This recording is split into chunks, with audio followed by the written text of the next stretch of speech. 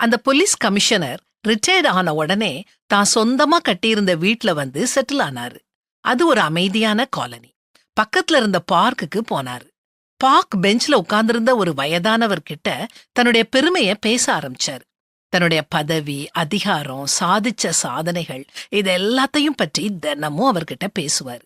இவ்வளவு நாளும் பொறுமையா கேட்டுக்கிட்டு இருந்த அந்த வயதானவர் கடைசியில ஒரு நாள் அவர்கிட்ட, சார், எலக்ட்ரிக் பல்ப் எரிஞ்சுக்கிட்டு இருக்கிற வரைக்கும் தான் அதுக்கு மதிப்பு.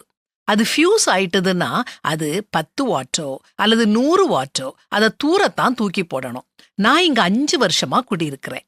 நான் 2 தடவை நாடாளுமன்ற உறுப்பினரா இருந்திருக்கேன்னு யார்கிட்டையும் சொன்னது இல்ல. இந்த காலனில இருக்கிறவங்கள பற்றி உங்களுக்கு தெரியாது.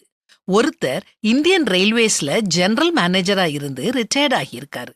இன்னொருத்தர் ஆர்மியில லெப்டினன்ட் ஜெனரலா இருந்தவர். அங்க அமைதியா உட்கார்ந்துருக்கிறாரு.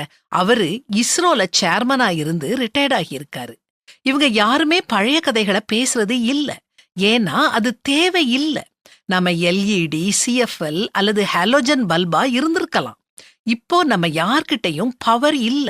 நம்ம எல்லாரும் பவர் இல்லாத பல்பு மாதிரி தான். நம்ம பதவி தற்காலிகமானது. அதை வச்சு நாம நம்மை அடையாளப்படுத்திக்கிட்டோம்னா பதவி போன பிறகு நாம நம்மையே தொலைச்சுக்கிட்டு நிப்போம்னு சொன்னாரு. போலீஸ் கமிஷனர் யோசனை பண்ண ஆரம்பிச்சாரு. இந்த உலகமே தற்காலிகமானதுதான். இதுல நாம நம்ம தொலைச்சுக்கிட்டு நிக்க வேண்டாம். நித்திய வாழ்க்கைக்காக நம்மை தயார்படுத்தும் இடம்தான் இந்த உலகம். அந்த சிந்தையோடவே வாழுவோம். நிலையான நகரம் நமக்கு இங்கே இல்லை. வரப்போகிறதையே நாடி தேடுகிறோம்னு வேதாகமத்திலையும் போட்டிருக்குது. பதவி என்னங்க பதவி? பெரிய பதவியோ சின்ன பதவியோ, பதவியில இருந்தாலும் சரி இல்லாட்டினாலும் சரி, எப்பவும் நன்மை செய்வோம், சந்தோஷமா இருப்போம், நம்மை சுற்றியுள்ளவங்களையும் சந்தோஷமா வச்சிருப்போம்.